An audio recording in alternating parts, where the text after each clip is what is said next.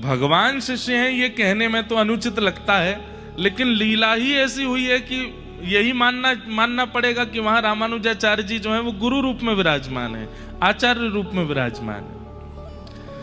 बात ऐसी थी कि एक बार तिरुचि से, श्रीरंगम से रामानुजाचार्य जी वेंकट पर्वत पर वेंकटाधीश भगवान तिरुपति जी का दर्शन करने के लिए गए।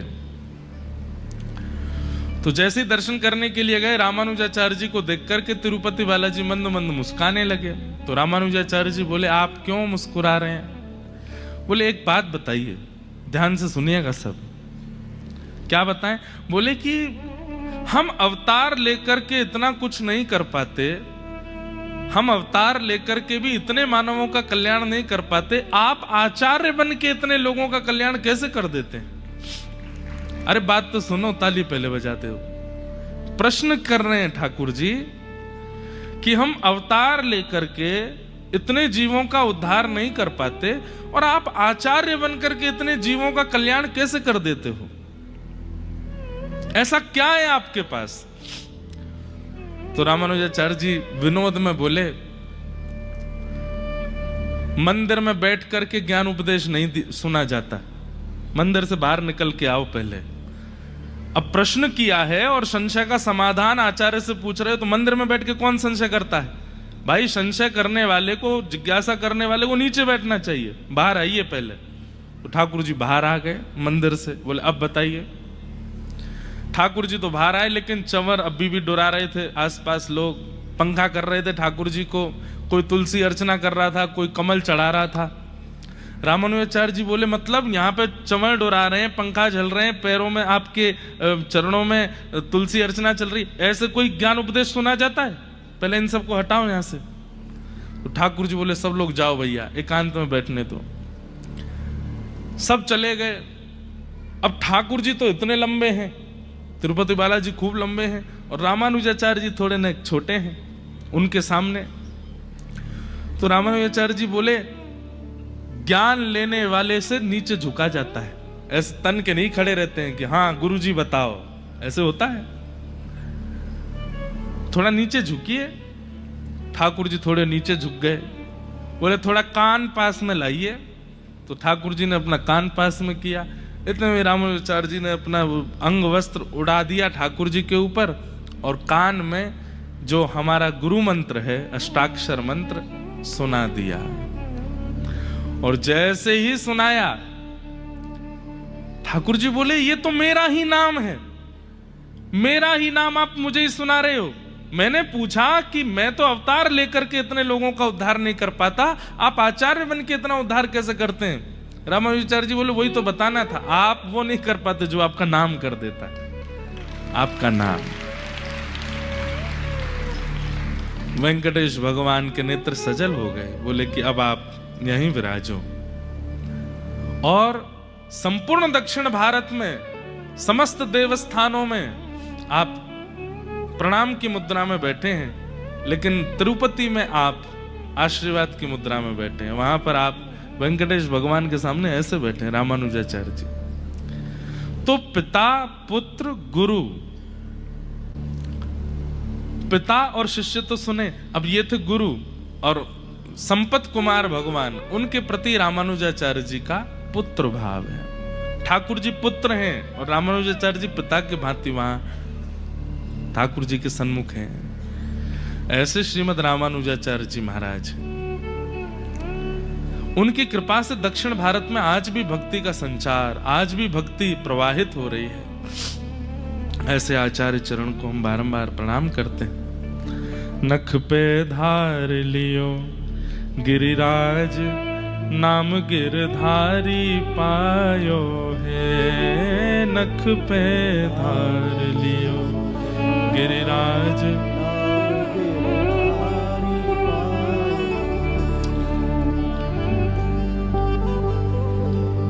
गोवर्धने धृते शैला, आसाराद् रक्षिते व्रजे। गोलोकादा व्रजत कृष्णं, सुरभि शक्र एव च। सब ब्रजवासियों को लेकर के ठाकुर जी गोवर्धन गए और गोवर्धन में जाकर के कही भैया इनको पूजो। कल हम लोग सुन रहे थे कि ब्रजवासियों ने 56 भोग लगाए और श्री गिरिराज बाबा की खूब सुंदर आराधना की, खूब सुंदर पूजा करी। ठाकुर जी स्वयं अपने हाथन से जाकर के श्री गिरिराज जी को 56 भोग अरोगा रहे हैं, खूब आनंद कर रहे थे। ब्रजवासी उछल उछल करके नाच रहे थे। लेकिन तभी नारद जी महाराज वहां आए और 56 भोग की कुछ सामग्रियों में से लेकर के गए और इंद्र को जाकर के पवाने लगे। इंद्र ने कही भैया कहां से लाए हो इतना सब? नारद जी ने बताई, बोले आपकी पूजा बंद हो गई है, अब ब्रजमंडल में आपकी पूजा बंद हो गई है, गिरिराज जी की पूजा शुरू हो गई, तो उसी के 56 भोग हमें मिले तो हमने कि आपको भी खिलाते चलें। इंद्र को बड़ी तेज क्रोध आया, बोले ब्रजवासियों ने मेरी पूजा बंद कर दी। एक बात बहुत ध्यान से सुनिएगा, हम किसी के प्रति कोई व्यवहार करते हैं और उस व्यवहार में एक बार कोई कमी आ जाती है और सामने वाला व्यक्ति विचलित हो जाता है, इसका मतलब क्या है? वो व्यक्ति योग्य नहीं है। जैसे मान लीजिए पत्नी अपने पति की खूब सेवा करती है, जैसे पति को भोजन चाहिए वैसा भोजन, जैसे वस्त्र चाहिए वैसे वस्त्र, जैसा व्यवहार चाहिए वैसा व्यवहार रोज करती है। 6 महीना कोई कटौती नहीं हुई, लेकिन एक दिन इतनी सी गलती होने पर और पति नाराज हो जाए, इसका मतलब क्या है? 6 महीने आपकी की गई सारी आराधना व्यर्थ हो जाती है केवल एक बार की क्रिया में। तो इसका मतलब आप दोषी नहीं है, उसका स्वभाव ही खराब है, उसका स्वभाव ही उचित नहीं है। ठाकुर जी ऐसे नहीं है। भगवान का स्वरूप कैसा है? आप 6 महीना खूब प्रेम से करो, लेकिन एक दिन कोई अपराध बन जाए तो कई लोगों को डर लगता है कि जैसे किसी का कोई नियम था, एकादशी का नियम था, साल हो गया 2 साल हो गए, खूब बढ़िया एकादशी चल रही है, हर महीने करते हैं, भूलते नहीं है, लेकिन गलती से एक एकादशी निकल गई, उस पर कुछ अन्न खा लिया तो कई लोग डर जाते हैं, ठाकुर जी अब नाराज हो गए होंगे। अगर वास्तव में आप भगवान की आराधना करते हैं और एक सच्चे भक्त के भांति सच्चे भगवान की सेवा करते हैं, ठाकुर जी नाराज नहीं होते। ये तो छोटे मोटे इधर उधर के जो होते हैं ना, इनकी जब आराधना करते हो और उसमें जरा सी कमी होती है तो वो नाराज हो जाते हैं।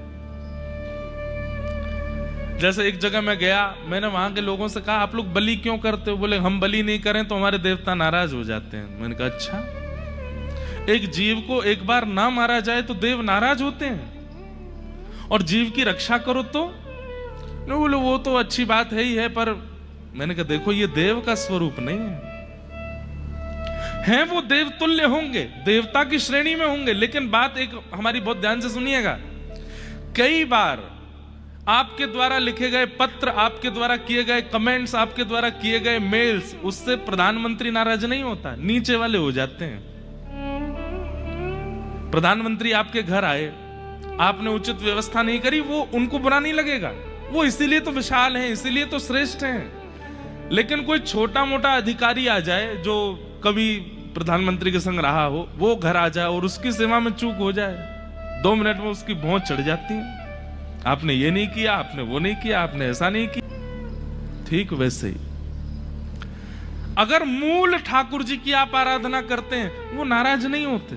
उनकी सेवा में आपसे कोई अपराध बन जाए, कोई गलती हो जाए, हाँ एक चीज से नाराज होते हैं बस, और वो क्या है?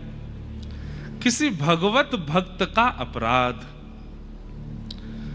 भक्त का अपराध, ब्राह्मण का अपराध, गौ का अपराध और नारी अपराध, ये 4 अपराध ठाकुर जी से सहन नहीं होते। आपने ठाकुर जी का श्रृंगार नहीं किया अच्छे से, वो नाराज नहीं होंगे। आपने ठाकुर जी को भोग नहीं लगाया, वो नाराज नहीं होंगे। पर एक स्त्री का अपमान कर रहे हो और ठाकुर जी को 56 भोग लगा रहे हो, ठाकुर जी निश्चित नाराज होंगे। ठाकुर जी को सोने चांदी के आभूषण पहना रहे हो और यहां ब्राह्मणों को गाली दे रहे हो, ठाकुर जी निश्चित नाराज होंगे। गायों की रज रज के सेवा कर रहे हो, लेकिन भक्तों को कुछ नहीं समझते हो, तो ठाकुर जी निश्चित नाराज होंगे। इसलिए ये 4 बातों का ध्यान रखिए। एक तो कभी गौ सेवा में आपके प्रति अपराध ना बने, विप्र सेवा में अपराध ना बने, भक्त सेवा में अपराध ना बने, और स्त्री के मान सम्मान में आपसे अपराध ना बने, तो ठाकुर जी आपसे नाराज नहीं है। कई लोग कहेंगे महाराज जी स्त्री पुरुष का अपराध करे, वो स्त्री पुरुष का अपमान करे, उसमें नाराज नहीं होते ठाकुर जी। देखो पहले के जमाने में स्त्रियां किसी को अपशब्द बोलती ही नहीं थी। अब कलयुग आ गया है, और अब घोर कलयुग आ गया है, और इस घोर कलयुग के कारण क्या हो गया भैया? वो पीछे अम्मा क्यों उठी? गुब्बारा गिर गया? क्या गिरा? सब ठीक है ना? हाँ ठीक है, बैठ जा। छिपकली गिरी थी क्या?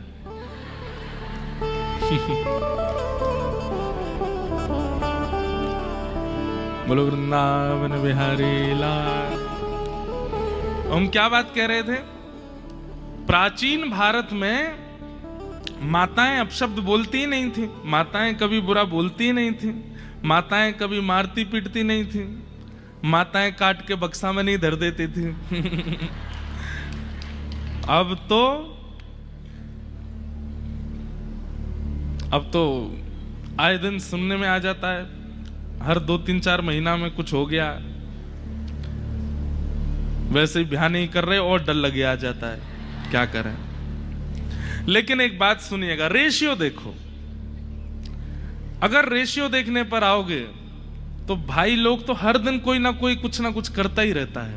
माताओं के आते हैं 2 महीना 6 महीना में कोई एक बात, क्योंकि अभी भी स्वभाव इतना नहीं बिगड़ा है, अभी भी सहज भाषी, मृदु भाषी, प्रिय बोलना, ख्याल रखना, ये मां का स्वभाव होता ही है। इसलिए उनके लिए कहा गया है कि भाई उनका अगर सम्मान में कोई, यत्र नार्यस्तु पूज्यन्ते रमन्ते तत्र देवता, अगर नारी का सम्मान नहीं करते हो तो ठाकुर जी नाराज होते हैं।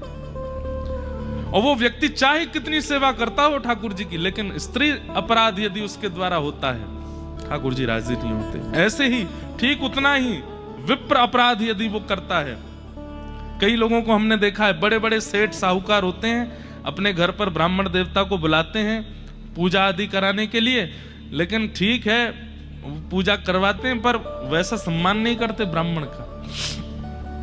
आप कहेंगे ब्राह्मण ही अधिकारी क्यों है सम्मान का? भैया आपके जन्म से लेकर के अंतिम संस्कार तक आप स्वयं अपना कुछ नहीं कर सकते, सब ब्राह्मण को ही कराना पड़ता है। वे ही नामकरण करवाएंगे, वे ही मुंडन करवाएंगे, वे ही ब्याह करवाएंगे, वे ही प्रथम अक्षर लिखवाएंगे, वे ही अन्नप्राशन करवाएंगे। अगर ब्राह्मण सन्निधि ना प्राप्त हो तो आप में और अंग्रेजों में और आप में और विधर्मियों में कोई अंतर थोड़ी है। ब्राह्मण सानिध्य के कारण आप वैष्णव कहलाते हो, आप हिंदू कहलाते हो, आप सनातनी कहलाते हो। अगर ब्राह्मण नहीं है, आप अपने आप ही करके तो दिखाओ, कुछ नहीं कर पाओगे।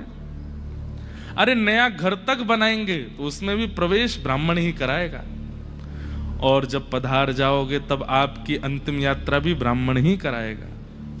तो हमारी प्रत्येक क्रिया को व्यवस्थित रूप से हमारे वैदिक धर्मानुसार करवाने वाले ब्राह्मण, क्या वो सम्मान डिजर्व नहीं करते? निश्चित करते हैं, वो गुरु तुल्य हैं, आपको उनको प्रणाम करना चाहिए। शास्त्र तो ऐसी आज्ञा करते हैं, अगर कोई ब्राह्मण कुल में जन्मा है और ब्राह्मणेतर कर्म करता है, मतलब जो ब्राह्मणों के काम नहीं होते वो करता है, तो भी वो प्रणम्य है।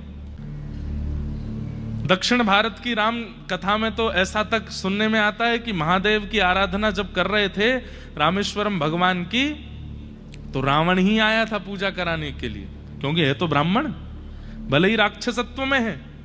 और जब वो आया तो उसने आकर के कह दिया, बोले कि भाई बिना गृहिणी के तो नहीं होगी। तो फिर सब ने आसन से उठा, बोले आसन पे तो तुम ब्राह्मणों से उठ के इधर आओ। और जब किनारे गए तो बोले कि गृहिणी तो तुम्हारे पास ही है।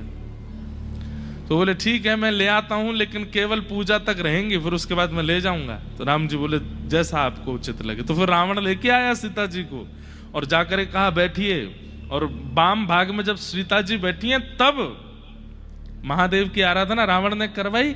और उसके बाद जब आराधना पूरी हो गई, राम जी ने दक्षिणा प्रदान की। दक्षिणा प्रदान करने के बाद में ब्राह्मण को जो उचित सम्मान प्रणाम आदि करना चाहिए वो सब किया, और रावण ने आशीर्वाद दिया है। और रावण को यही आशीर्वाद देना पड़ेगा क्या? चिर सौभाग्यवती भव, आपका सौभाग्य, आपके पति सदा सर्वदा आपके नेत्रों के सन्मुख रहे हैं। और जब सब हो गया, आसन से उतरती फिर राक्षस बन गया। बोले आइए बैठो विमान में चलो। ऐसा दक्षिण भारत की जो रामायण भी अनेक है ना, उसमें एक में ऐसा भाव भी है। तो ब्राह्मण का सम्मान करना ये बहुत आवश्यक है। आजकल लोग जातिवाद में आकर के ये भूल जाते हैं कि ये उचित नहीं है, बल्कि उसकी जगह दूसरी बात कहने लगते हैं कि यही क्यों अधिकारी, हम क्यों नहीं है। सबके अधिकार विभक्त किए गए हैं। बोतल में ऊपर की तरफ वो होती है, क्या बोलते हैं उसको, ढक्कन। अब ढक्कन तो ऊपर होता है और नीचे का जो हिस्सा है वो रो रहा है। बोले क्यों? बोले मेरे साथ बहुत अत्याचार किया, मुझे ऊपर करो, ढक्कन नीचे करो। हो सकता है ऐसा? ढक्कन नीचे कर देंगे तो क्या होगा? जब जब खुलेगा, जितना अंदर सार भरा है सब निकल जाएगा, कुछ नहीं बचेगा। अब इसी दिशा में जा रहे हैं हम लोग, ढक्कन को नीचे कर रहे हैं। और जिस दिन ढक्कन नीचे हो गया, हो सा ही गया है, लोग बाग कहां करते हैं सम्मान। अब इसी वजह से धर्म टिकता नहीं, निकल जाता है। भक्ति टिकती नहीं, निकल जाती है। संस्कार रुकते नहीं, प्रस्थान कर जाते हैं। क्यों? ब्राह्मणों के उचित सम्मान नहीं करते, इसलिए ठाकुर जी नाराज होते हैं। तो स्त्रियों का सम्मान कीजिए, ब्राह्मणों का सम्मान कीजिए, गौ का सम्मान कीजिए और भक्तों का सम्मान। इन चारों में अगर आपसे चूक हो गई तो ठाकुर जी नाराज हो जाते हैं। इंद्र नाराज हो गया, क्यों? क्योंकि उसकी हजारों वर्षों से चली आ रही पूजा आज नहीं हुई है। ये कैसा देवता है? ये देव हो कैसे सकता है तो देवता ही, लेकिन ये भगवान नहीं है। इंद्र ने मेघमालाओं को आज्ञा कर दी, जाइए जाकर के ब्रजमंडल पर इतनी वर्षा करो, इतनी वर्षा करो कि पूरा ब्रजमंडल डूब जाए। सांबर तक मेघमालाओं ने आकर के इतनी जोर से वर्षा करना प्रारंभ किया, गड़गड़ करके बादल गरजने लगे। सब ब्रजवासी त्राहिमाम कह के दौड़ने लगे। हम तो पहले ही मना कर रहे हैं, इंद्र की पूजा बंद मत करो। ना मानी हमारी बात, या नेक्से से छोरा की बात मान करके और सबन ने इंद्र की पूजा बंद कर दी। यही मारे इतनी जोर से इंद्र नाराज हैरो है। बंधुओं, गिरिराज लीला इतनी सुंदर है और इतनी विस्तृत है, कितने समाधान हो जाते हैं। भक्ति में आप ठाकुर जी के सन्मुख गए, आपने सब कुछ अर्पित कर दिया, 56 भोग लगा दिए, लेकिन जरा सी विपरीत अवस्था होने पर आपका विश्वास टूट गया, तो फिर ये उचित साधना नहीं है। वैष्णो देवी गए, जगन्नाथपुरी गए, खूब सेवा करके आए ठाकुर जी की, लेकिन सेवा करके लौट के जैसे आए तो एक अनुचित कृत्य यदि आपके साथ हो गया, उसी पर नाराज हो जाते हैं। बोले देवी मैया ने हमको, पता नहीं हमसे नाराज हैं, या देवी मैया में अब बल नहीं बचा, हमारे साथ ये गलत क्यों हो रहा है। ये अविश्वास, अविश्वास नहीं। भाई देखो, विश्वास कैसी चीज है। हम पैसे दे करके एयर टिकट लेते हैं, पायलट का नाम भले ही अनाउंस कर दिया जाता, पर उसका रूप तो जानते नहीं, उसके बारे में बैकग्राउंड तो हमें पता नहीं। फ्लाइट में बैठ जाते हैं, जैसे टेक ऑफ होता है कई लोग सो जाते हैं। सो क्यों जाते हो आप फ्लाइट में बैठ के? क्योंकि आपको विश्वास है कि वो हमको बिल्कुल ठीक ठाक पहुंचा देगा। ट्रेन में बैठ जाते हैं, सो जाते हैं, क्यों? क्योंकि रेलवे लोको पायलट पर हमें विश्वास है। अरे फ्लाइट की यात्रा करते हैं, ट्रेन की यात्रा करते हैं, बस की यात्रा करते हैं, इतना विश्वास हमें होता है कि हमें सही सलामत पहुंचा देंगे। लोग बाग सलून पर जाते हैं, वहां तो आपके बाल काटने वाला दाढ़ी बनाने वाला, वो तो साक्षात मृत्यु हाथ में लेकर के खड़ा रहता है, उसको हम 100 रुपए देते हैं और वो जैसे कहता मुंडी घुमाओ, ऐसा करो, सब जगह कर लेते हैं। अरे वो यहां तक घूम जाता है, उस पर भी हमें भरोसा होता है, लेकिन सर्वांगीण रूप से हमें सर्वस्व प्रदान करने वाले ठाकुर जी पे इतना भरोसा नहीं हो पाता। हम विश्वास एक सलून वाले पर कर सकते हैं, पायलट पर कर सकते हैं, लोको पायलट पर कर सकते हैं, ड्राइवर पर कर सकते हैं, लेकिन पूरे विश्व का संचार करने वाले उस ईश्वर पर विश्वास नहीं हो पाता। उन पर विश्वास में क्यों कमी रह जाती है? भक्ति में सबसे श्रेष्ठ प्रस्तुत करने वाली वस्तु यदि कोई है तो वो विश्वास है। आप चाहे जो दे दीजिए, लेकिन विश्वास कमी है, विश्वास खटा है, उसका कोई फायदा नहीं। अब ठाकुर जी ने मन में विचार किया कि इनके चित्त में जब तक व्रजमंडल है और जब तक ब्रजवासी होते रहेंगे तब तक विश्वास चित्त में धारण हो, उसके लिए अब मुझे कुछ करना पड़ेगा। आहा, गोवर्धने धृते शैला। इतने में ही ठाकुर जी ने श्री गिरिराज जी को प्रणाम किया और गिरिराज जी को प्रणाम करके अपनी दोनों भुजाओं से जैसे ही अधर किया तो गिरिराज जी कहते हैं ठाकुर जी ने ऐसे उठाए हैं। शुक्राचार्य जी वर्णन करते हैं, शब्दों का वर्णन ऐसा करते हैं कि ठाकुर जी ने गिरिराज जी ऐसे उठाए जैसे कोई छोटा बालक पुष्प को उठा लेता है। बिल्कुल जोर नहीं लगा ठाकुर जी को, तुरंत यूं उठाए, भीतर पहुंचे और बिल्कुल मध्यस्थ में जाकर के अपने बाम हस्त की कन्नी उंगली के नख पर ठाकुर जी ने श्री गिरिराज जी को धारण कर लिया। बोलो गोवर्धन नाथ की जय। सब ब्रजवासी दौड़ रहे हैं। अच्छा, एक अद्भुत बात, गिरिराज जी कितने बड़े हैं? 7 कोस, एक कोस में 3 किलोमीटर, 21 किलोमीटर के हैं गिरिराज जी।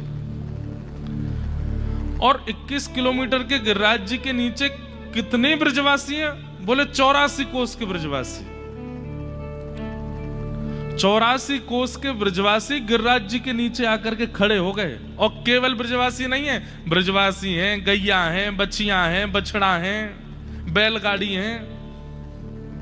तो सोचो कैसे खड़े हैं सब। बोले बिल्कुल ऐसे एक से एक लग करके खड़े हैं, चारों तरफ बिल्कुल जैसे आप लोग बैठे हैं ऐसे चारों तरफ सब लाखों की तादाद में ब्रजवासी खड़े हैं। और एक शिला के ऊपर ठाकुर जी ऐसे उंगली पर धारण करके गिरिराज जी को ठाड़े हैं। नख पे धार लियो गिरिराज नाम गिरधारी पायो है। नख पे धार लियो गिरिराज नाम गिरधारी पायो है। नख पे धार लियो गिरिराज नाम गिरधारी पायो है।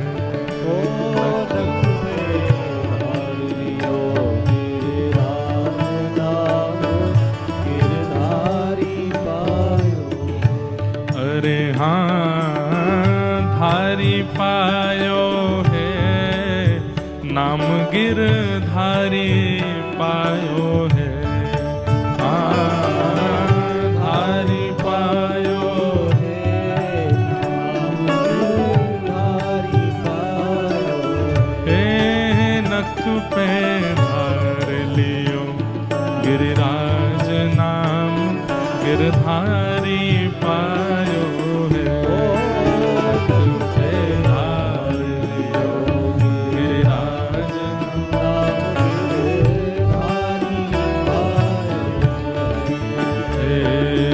सुरपति पूजा मेट कृष्ण गिरिराज पुजायो है।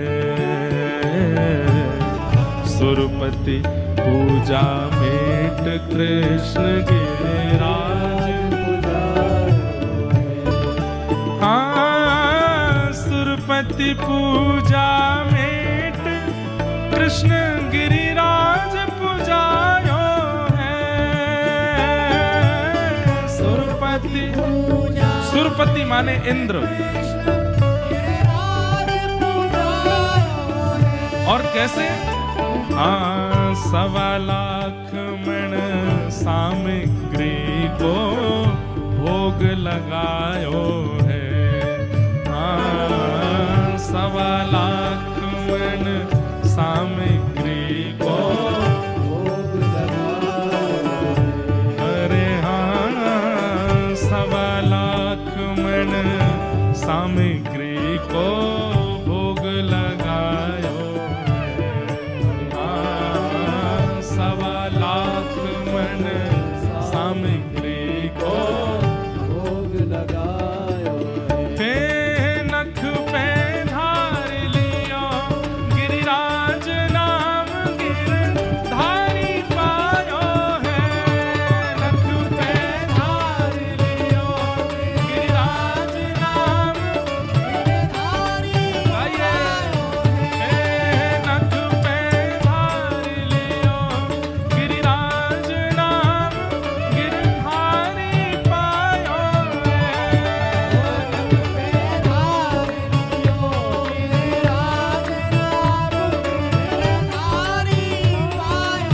गिरधारी पायो है। नाम बनवारी पायो है। गिरधारी पायो है।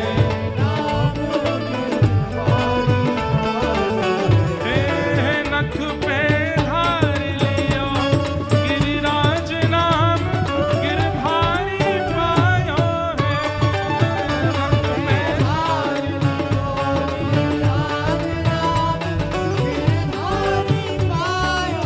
और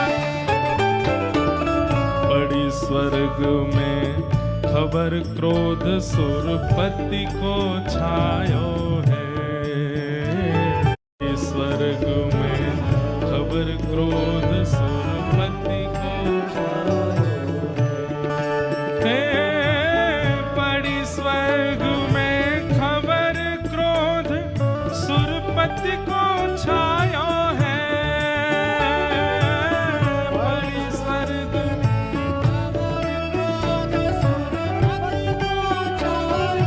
तब क्या हुआ?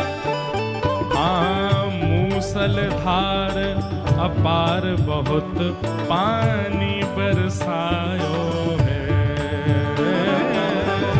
मूसलधार अपार बहुत पानी बरसायो।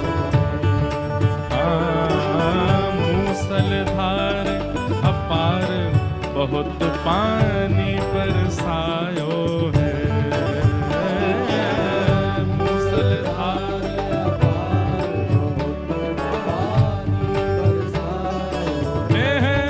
नख पे धार लियो गिरिराज नाम गिरधारी पायो है। नख पे धार लियो गिरिराज नाम गिरधारी पायो है। नख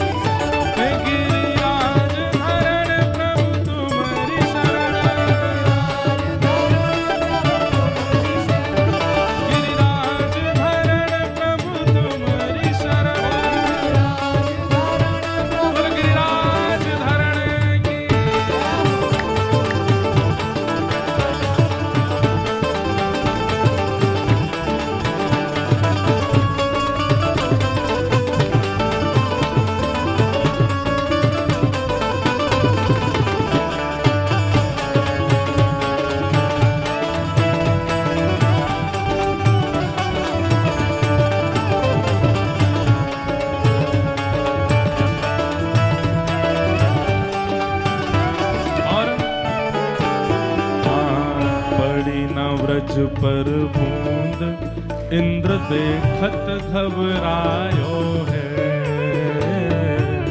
पड़ी न व्रज में बूंद इंद्र देखत घबरायो है।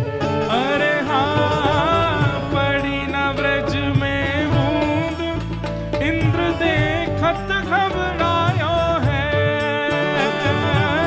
पड़ी न व्रज में बूंद इंद्र देखत घबरायो है। हाँ, ब्रजवासी सब कहें धरण गिरिराज उठायो है। ब्रजवासी सब कहें धरण गिरिराज उठायो। अरे हाँ, ब्रजवासी सब कहें कृष्ण गिरिराज उठायो है। हाँ, ब्रजवासी सब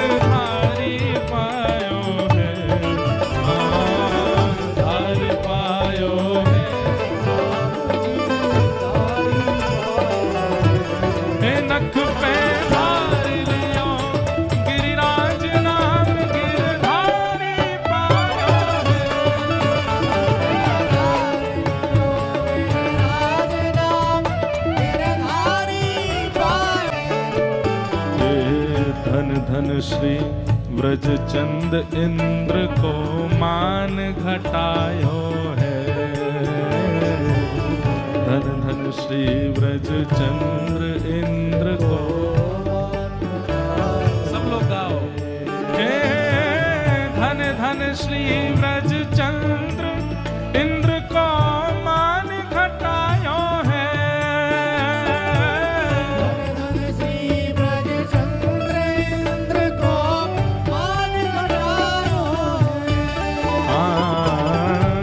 श्री राम गोवर्धन वारो हरि जस गायो है। श्री राम गोवर्धन वारो हरि जस गायो है। नख पे धार लियो गिरिराज नाम गिरधारी पायो है। नख पे धार लियो गिरिराज नाम गिरधारी पायो है। नख पे धार लियो गिरिराज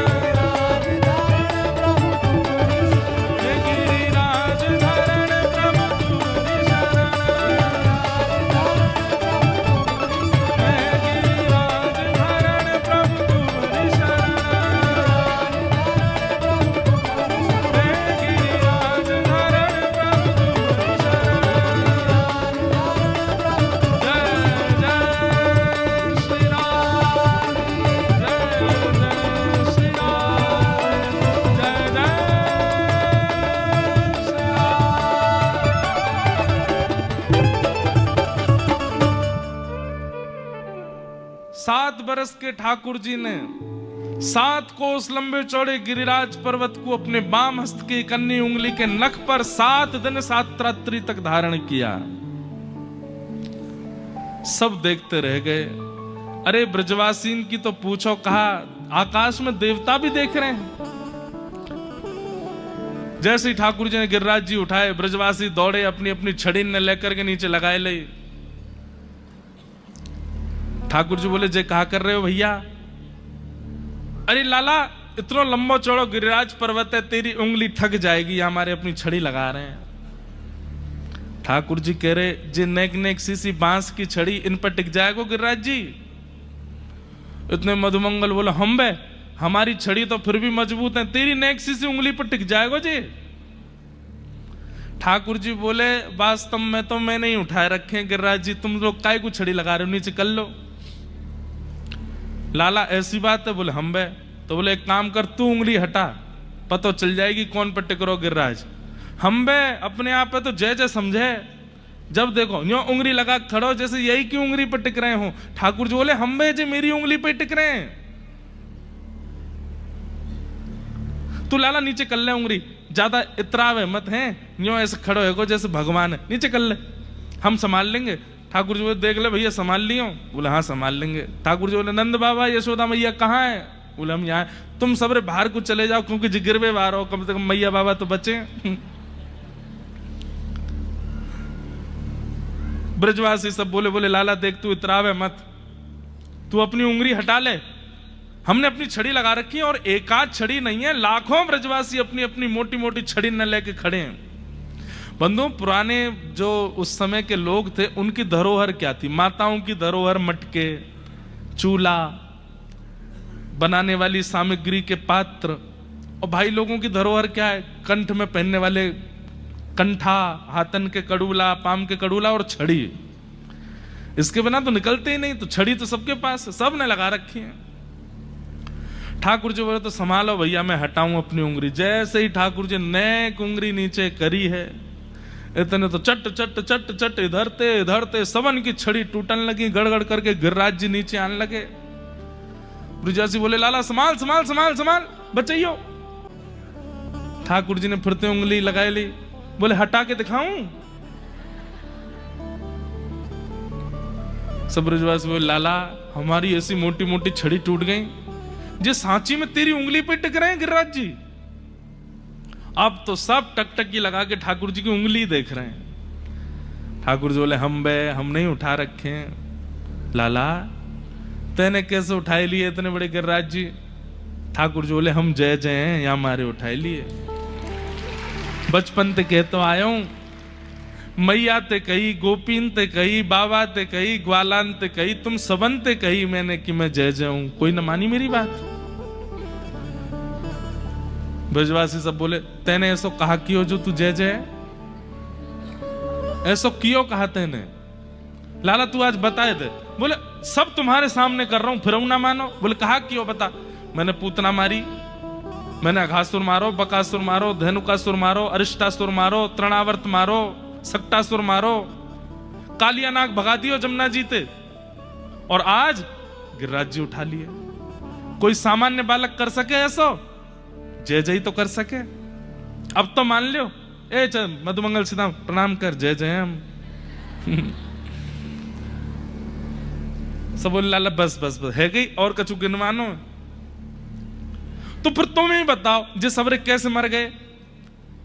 बोले, लाला देख, हमारे ब्रज में ऐसे कोई ना आ सके, बहुत तप करना पड़े तब जाके ब्रज में प्रवेश मिले, और कोई बिना तपस्या के अगर ब्रज में आ जावे तो ब्रज में तप ना होवे के कारण वो व्यक्ति अपने निर्तप हैवे के कारण अपने आप ही मर जाए। अब जबरदस्ती की बात कर रहे हैं ब्रजवासी, क्या कह रहे हैं? बोले, हमारे ब्रज में आवे के काजे बहुत तप करना पड़े, और ये पूतना, अघासुर, बकासुर आदि इनने कोई न तप ना कियो, बिना तप के ब्रज में घुसेंगे तो जो बच्चे कुछ पुण्य वो छीण है जाएंगे, तो फिर मरना ही पड़ेगा। अब गलती जे है गई, वो जब मर रहे वह समय तू सामने खड़ो, और मरे मरायन में हाथ धर के तेने कह दी मैंने मारे हैं। ठाकुर जी बोले, अभी उंगली व्यस्त है, नहीं तो वास्तव में तुम सबन के हाथ जोड़ के दंडवत करूं मैं। कैसो तर्क निकाल के लाए हो। लेकिन ठाकुर जी ये बात सुनकर के उनके नेत्र सजल हो गए। ठाकुर जी बोले कितनों प्रेम करें ये ब्रजवासी, इनके सामने में। अभी आगे कथा आती है कि एक बार क्या हुआ कि श्री नंद बाबा असमय में नदी स्नान करने चले गए। तो असमय में नदी स्नान करने से देवता नाराज हो जाते हैं। तो असमय में नदी स्नान करने चले गए तो गंधर्व जन इनको पकड़ करके ले गए और नंद बाबा ने डुबकी लगाई, निकल के बाहर ही नहीं आए। घंटों है गए, सब ब्रजवासी ढूंढने लगे नंद बाबा कहां गए कहां गए कहां गए। तब ठाकुर जी आए। ठाकुर जी ने एक गोता लगाया भीतर और जैसे ही गए तो पता चल गई ठाकुर जी को कि देवगण ले गए उनको, असमय में स्नान कर रहे थे। तो जैसे ही ठाकुर जी पहुंचे देवलोक, सब देवता नतमस्तक हो गए, जय हो ठाकुर जी। बोले मेरे पिताजी को कौन लेके आया? और गलती हो गई भगवान, लाओ इधर लाओ। नंद बाबा आए, नंद बाबा की उंगली पकड़ के ठाकुर जी उनको वापस ब्रज लेकर के आए। तो जैसे ही नंद बाबा वापस आए तो बाकी सब तो थोड़ा थोड़ा उनको भूल गया था क्या हुआ था क्या नहीं, पर बोले मुझे इतना याद है कि जैसे ही लाला वहां आयो, बड़े बड़े देवता, ऐसे लंबे चौड़े देवता, उनके 4-4 हाथ है, ऐसे मुकुट पहन रखे सबन ने, और जैसे ही लाला आयो सबरे याकू प्रणाम करने लगे। मैंने अपनी आंखन ते देखो। तो ये बात सुन करके छोटे छोटे ब्रजवासी बालक सब लाला के पीछे पड़ गए। लाला तू सांची जय जय। नंद बाबा बता रहे सबरे देवता तो प्रणाम कर रहे। ठाकुर जी बोले हम बे चल हाथ दबा मेरो, तू पाम दबा चल। सब सेवा कराने लगे। सब ब्रजवासी बोले लाला तू सांची जय जय, आज तो हमें भरोसा है। ये बाद की लीला है, गिरिराज पूजा के बाद। आज तो हमें भरोसा है गो लाला, तेने राक्षसों मारे, तेने कालिया नागो भगा दियो, तेने गिरिराज उठा लिए। ठाकुर जी बड़ी देर में विश्वास भयो, लेकिन कोई बात ना, चलो अब मो रोज पूजा करियो है ना। बोले हाँ लाला। अब एक काम कर दे। बोले कहा तू हमारो सखा है ना? बोले हाँ। एक बार हमें दिखा तो ला ये स्वर्ग है कैसो, या वैकुंठ को ना एक दर्शन करा ला हमें। सो ठाकुर जी उठ के बैठ गए। वैकुंठ देखोगे? बोले हम बे लाला एक बार दिखा ला। ठाकुर जी चलो दिखा के लाऊं। इतने में ठाकुर जी ने गरुण जी बुलाए। गरुण जी आए उड़ते भय आकाश थे। ठाकुर जी ने सब सखान के बैठ जाओ जाके ऊपर। सब बैठ गए, ठाकुर जी भी बैठ गए। और जैसे ही वैकुंठ पहुंचे हैं, आहा, स्वर्ण के अद्भुत अद्भुत मणियों से मणित दरवाजे अपने आप खुलने लगे। गरुण जी जाकर के जैसे ही विराजमान हुए, अपने आप स्वर्ण की सीढ़ियां आ गई, उनसे उतर रहे हैं सबने नीचे। नीचे उतरे तो उतरते ही महाराज सबको माला पहना रही हैं अप्सराएं, सुंदर सुंदर पेय जल लेकर के आई हैं पीने के लिए। ग्वाल वाल बोले लाला जी वैकुंठ है? बोले हाँ जी वैकुंठ है। ये कौन है हाथी पे डोल लगा? बोले इंद्र है। अच्छा यही है हमारा कुल देवता पुरानो, अब तो बदल गो। ठाकुर जी बोले हम यही है। लाला ये दारी के एक बार प्रणाम करवा दे हमें, जाने साल भर हमसे प्रणाम करवाइए। ठाकुर जी बोले अभी करवाओ। ए इंद्र इधर आओ। ठाकुर जी की आज्ञा मानते तुरंत ऐरावत हाथी नीचे बैठ गया। इंद्र उतर के नीचे आया, प्रणाम करो। सब ब्रजवासियों को प्रणाम करो। लंबे अब आवा आयो, अब ने चैन मिलो, इतने 56 भोग पाए आने हमते।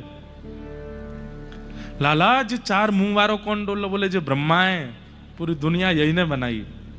मधुमंगल बोला लाला ने क्या बोलाइयो? बोले काय को याने मोकू कारो काय को बनाया और मेरो विचित्र काय को बनाया, या तने शिकायत कर। सब ब्रजवासी इतना आनंद कर रहे हैं। इतने में ही श्री वैकुंठ के मंदिर में साक्षात नारायण विराजमान है। 4 भुजा वाले ठाकुर जी शंख चक्र गदा पद्म लेकर के बैठे हैं। और नारायण और कृष्ण अलग थोड़े एक ही हैं। ब्रजवासी बोले लाला जे कौन है भीतर बैठो का कारो कारो सो? बोले ये वैकुंठ के भगवान नारायण है। बोले अच्छा लाला यार एक पास तो देखे। बोले चलो भीतर। भीतर गए तो जाकर के देखे, वहीं जय विजय पार्षदों ने थोड़ी भीतर जाके रोक दिया। बोले इससे अंदर आप नहीं जा सकते, ये यहाँ मर्यादा है। सब ब्रजवासी बोले लाला यहाँ को मोह तो बिल्कुल तेरे जैसा ही है, बिल्कुल तेरी जैसी नाक कान आंख, हंसे भी तेरे जैसा ही है, लेकिन लाला हमें जेना है चाहिए। बोले क्यों? यहाँ तो बड़ी मर्यादा है। हमारा तो मन है रो कि हम यहाँ की गोद में बैठेंगे, या के संग ने खेलेंगे, ने मक्खन या को खवाएंगे, फिर या हम खा लेंगे। ठाकुर जी बोले भाई मर्यादा में ही रहने दो, ये सब मेरे संग कर लियो, चलो आओ बाहर। बाहर लेके आए, फिर 10-15 कक्ष खुलवा दिए ठाकुर जी ने, जाओ सबरे एक एक कमरा में जाके आराम करो। बढ़िया सुंदर मखमली गद्दा लग रहे हैं, सबरे ब्रजवासी उछल रहे हैं उन पर जोर जोड़ते, जो मन खावे को करे वो सामने प्रस्तुत है जाए, खा रहे हैं, पी रहे हैं, आनंद कर रहे हैं। नदी है, सरोवर है, पहाड़ हैं, गरुड़ जी हाथ जोड़ के खड़े हैं, कहीं घूमने जाना हो तो बताइए ले चलें। 2-4 घंटा ब्रजवासी ने खूब आनंद किया। ठाकुर जी बोले प्रसन्न हो लाला, एक बात कहें? बोले हाँ। बहुत आनंद आ रहा है आप वैकुंठ में? बोले अच्छा आनंद आ रहा है? बोले हाँ। तो फिर एक काम करो, बोले कहा मैं जा रहा हूं वापस नंद बाबा यशोदा मैया के पास, तुम लोग यहीं रहो वैकुंठ में। ये बात सुनते ही ब्रजवासी रोने लगे, चरण पकड़ लिए, बोले लाला जे कितनो सुंदर होए, यहाँ कितनी व्यवस्था हो, पर हमारे वृंदावन ते सुंदर ना है, हमें वापस वृंदावन ही ले चल। सब देवताओं को ठाकुर जी ने अपने सामने प्रकट किया। बोले तुम सबके मन में संशय आता है कि ब्रजवासी मुझे इतने प्रिय क्यों हैं? बोले जो वैकुंठ को भी त्याग सकते हैं जिस नगर के लिए, वृंदावन के लिए, वो हैं ये ब्रजवासी। इनको वैकुंठ प्रिय नहीं है, इनको स्वर्ग प्रिय नहीं है। अरे कहां तक कहें, कुछ समय बाद जब मैं व्रत छोड़ करके जाऊंगा, इनके प्राण बसते हैं मुझ में, ये मेरा त्याग भी कर देंगे लेकिन वृंदावन से नहीं जाएंगे। अरे मथुरा दूर नहीं है वृंदावन से, ये चाहे तो 6 बार जाकर के मथुरा मिलके आ सकते हैं, लेकिन नहीं जाएगा एक भी ब्रजवासी मथुरा। क्यों? वृंदावन नहीं छोड़ सकते। वृंदावन हमें कृष्ण से भी अति प्रिय है। वृंदावन नगर नहीं है बंधुओं, वृंदावन कोई स्थान नहीं है, वृंदावन स्वयं श्री प्रिया प्रियतम ही नगर रूप में, स्थूल रूप में विराजमान हो गए। वहां के कण कण में, वृक्ष में, गलियों में, मोहल्ले में, हर जगह श्री कृष्ण विराजमान है। और एक बात बोलूं, कई बार अति प्रिय व्यक्ति तो चला गया लेकिन उसकी सुगंधी रह गई। अति प्रिय व्यक्ति तो चला गया लेकिन उसका अनुभव रह गया हमारे पास।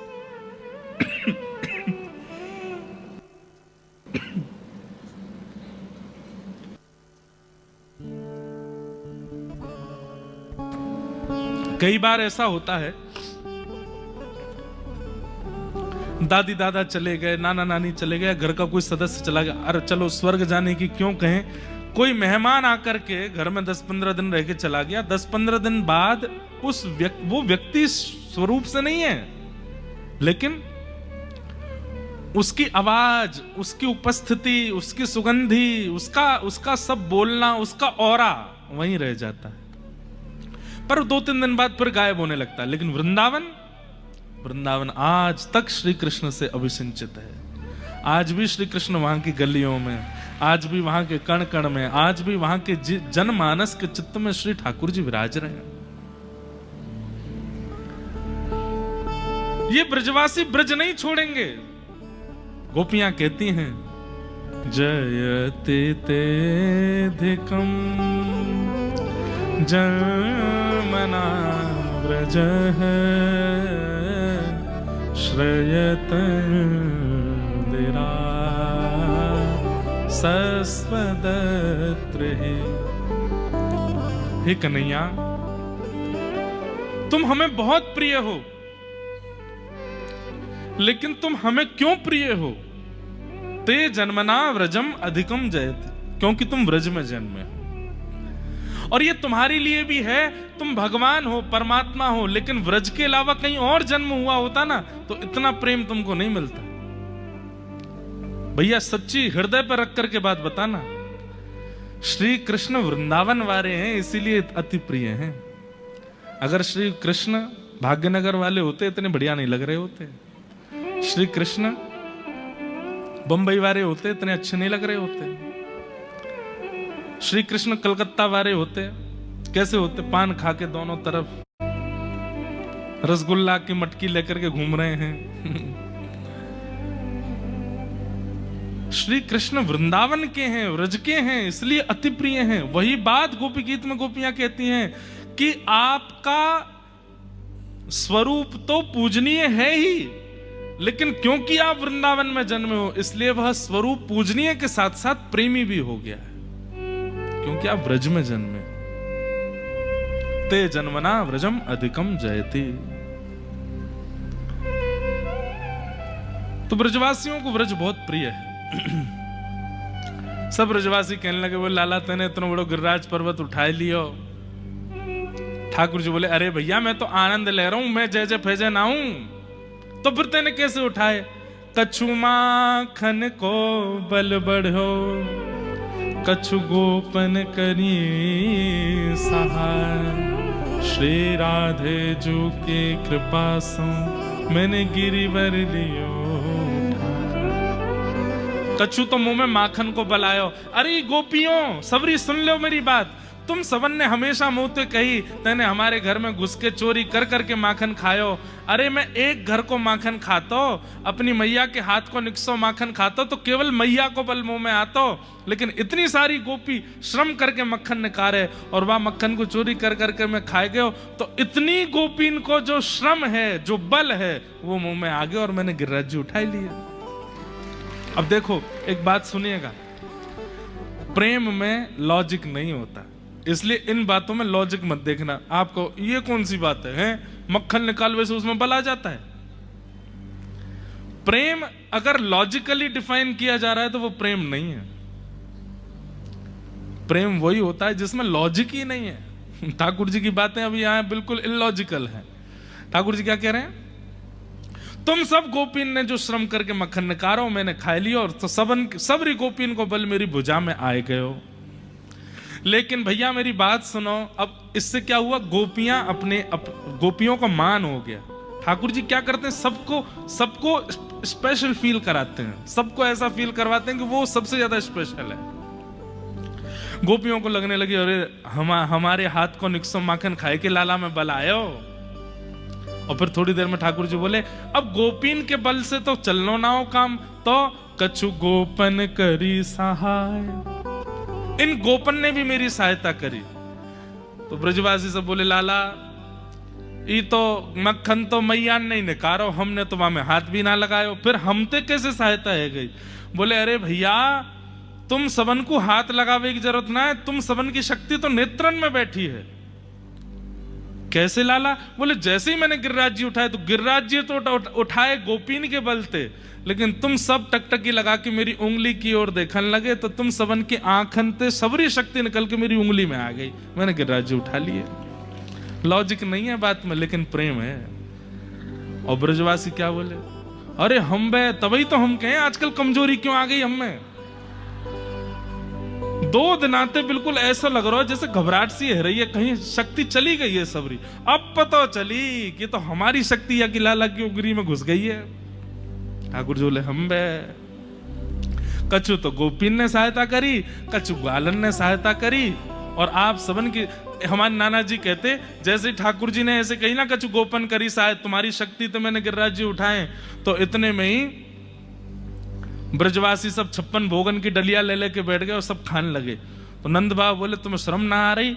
लाला गिरिराज धारण कर खड़ो, तुम यहां जैम रहे हो। सब ब्रजवासी बोले अभी सुनी ना तुमने, हम खामे तो हम में शक्ति बने, और जैसी शक्ति बन के हम लाला देख लें सबरी शक्ति यहां में चली जाए। तो बाबा हम खामेंगे और खा के फिर लाला देख लेंगे, सो सबरी शक्ति आती जाएगी यहां में। भाई गिरिराज लीला उत्सव बहुत सुंदर है। अभी तो हमने निकुंज की लीला सुनाई है, निवृत्त निकुंज की लीला तो और भी ज्यादा सुंदर है। निकुंज निवृत्त निकुंज मतलब निकुंज में सब हैं, ग्वाला भी हैं, मैया भी हैं, बाबा भी हैं, गोपी भी हैं, गोप भी हैं, बछिया भी हैं, बछड़ा भी हैं, पर निवृत्त निकुंज में केवल गोपियां हैं और ठाकुर जी और किशोरी जी हैं। वहां की लीला और सुंदर है, गोवर्धन लीला। और श्री राधे जू की कृपा सो मैंने गिरिवर लियो उठाए। बोले अरे लाला राधा रानी ने कौन सी कृपा करी? ठाकुर जी बोले अरे वृषभानु बाबा को बुलाओ। इतने में किशोरी जी के पिताजी वृषभानु बाबा आए तो ठाकुर जी कह रहे हैं आपकी लाली को नामकरण कौन ने कियो? वृषभानु बाबा बोले गर्गाचार्य जी ने कियो। नंद बाबा मेरो नामकरण कौन ने कियो? नंद बाबा बोले तेरो भी गर्गाचार्य जी ने कियो। अच्छा यो सही से बताइयो, गर्गाचार्य जी ने नामकरण करवे के बाद आपको कहा बतायो कि हम कौन है? नंद बाबा बोले, गर्गाचार्य जी बोले, तुम्हारो लाला नारायण के समान गुणवारो है। और वृषभानु बाबा बोले, अरे हमसे भी गर्गाचार्य जी ने कही, पर हमसे यूं कही नारायण के समान शक्ति वाली है लाली। और कहा कही गर्गाचार्य जी ने? तो नंद बाबा बोले, गर्गाचार्य जी बोले कि तुम्हारे लाला की कभी शक्ति क्षीण हो तो वृषभानु जी की लाली राधा रानी को या के पास में लाए के ठाड़ो कर दियो, उनते या की शक्ति बढ़ती रहेगी। सब ब्रजवासी बोले, अभी सुनी ना तुमने, हम खामे तो हम में शक्ति बने, और जैसी शक्ति बन के हम लाला देख लें सबरी शक्ति यहां में चली जाए। तो बाबा हम खामेंगे और खा के फिर लाला देख लेंगे, सोई सबरी शक्ति आती जाएगी यहां में। भाई गिरिराज लीला उत्सव बहुत सुंदर है। अभी तो हमने निकुंज की लीला सुनाई है, निवृत्त निकुंज की लीला तो और भी ज्यादा सुंदर है। निकुंज निवृत्त निकुंज मतलब निकुंज में सब हैं, ग्वाला भी हैं, मैया भी हैं, बाबा भी हैं, गोपी भी हैं, गोप भी हैं, बछिया भी हैं, बछड़ा भी हैं, पर निवृत्त निकुंज में केवल गोपियां हैं और ठाकुर जी और किशोरी जी हैं। वहां की लीला और सुंदर है, गोवर्धन लीला। और श्री राधे जू की कृपा सो मैंने गिरिवर लियो उठा। बोले, अरे लाला राधा रानी ने कौन सी कृपा करी? ठाकुर जी बोले, अरे वृषभानु बाबा को बुलाओ। इतने में किशोरी जी के पिताजी वृषभानु बाबा आए तो ठाकुर जी कह रहे हैं, आपकी लाली को नामकरण कौन ने कियो? वृषभानु बाबा बोले, गर्गाचार्य जी ने कियो। नंद बाबा मेरो नामकरण कौन ने कियो? नंद बाबा बोले, तेरो भी गर्गाचार्य जी ने कियो। अच्छा यो सही से बताइयो, गर्गाचार्य जी ने नामकरण करवे के बाद आपको कहा बतायो कि हम कौन है? नंद बाबा बोले, गर्गाचार्य जी बोले, तुम्हारो लाला नारायण के समान गुणवारो है। और वृषभानु बाबा बोले, अरे हमसे भी गर्गाचार्य जी ने कही, पर हमसे यूं कही नारायण के समान शक्ति वाली है लाली। और कहा कही गर्गाचार्य जी ने? तो नंद बाबा बोले, गर्गाचार्य जी बोले कि तुम्हारे लाला की कभी शक्ति क्षीण हो तो वृषभानु जी की लाली राधा रानी को या के पास में लाए के ठाड़ो कर दियो, उनते या की शक्ति बढ़ती रहेगी। भानु बाबू बोले, हाँ हमसे भी यही बात कही कि आपकी लाली की कभी शक्ति क्षीण हो तो कन्हैया को आगे बगल में खड़ो कर दियो। ये दोनों एक दूसरे की आदि आदि शक्ति हैं, एक होके पूर्ण होंगे। ठाकुर जी बोले, तो सोचो इतना बड़ा मैंने गिरिराज जी उठा रखे हैं, किशोरी जी कहाँ है मेरे बगल में? वो लाला किशोरी जी तो ना है। बोले, ऐसा है ही ना सके कि उनकी कृपा के बिना मैं गिरिराज जी उठा लूं। जा शिला पे मैं खड़ा हूं, वहां के पीछे जाए के देखो। सब ने जैसे पीछे जाए करके देखी तो वहां पर किशोरी जी अपलक नेत्रों से गिरिराज जी को देख रही हैं, और उनके नेत्रों से एक दिव्य ज्योति निकल रही है जिस पर श्री गिरिराज जी धारण हुए हैं। श्री पीछे जाए के देखो, सब ने जैसे पीछे जाए करके देखी तो वहां पर किशोरी जी अपलक नेत्रों से गिरिराज जी को देख रही हैं, और उनके नेत्रों से एक दिव्य ज्योति निकल रही है जिस पर श्री गिरिराज जी धारण हुए हैं। श्री राधे जू की कृपा सो मैंने गिरिवर लियो उठा। बड़ी बड़े रहस्य हैं हमारी ब्रज की लीला में। किशोर ठाकुर जी तो फिर भी उंगली पे धारण कर रहे हैं, किशोरी जी ने तो दृष्टि पे धारण कर लिए गिरिराज जी। सोचो कितनी बलवान है। हमारे माई श्यामा जू को राज, हमारे माई श्यामा जू को राज, जाके अधीन सदा ही सांवरो, जाके अधीन सदा ही सांवरो, या ब्रज को सिरताज, या ब्रज को सिरताज, हमारे माई श्यामा जू को राज, हमारे माई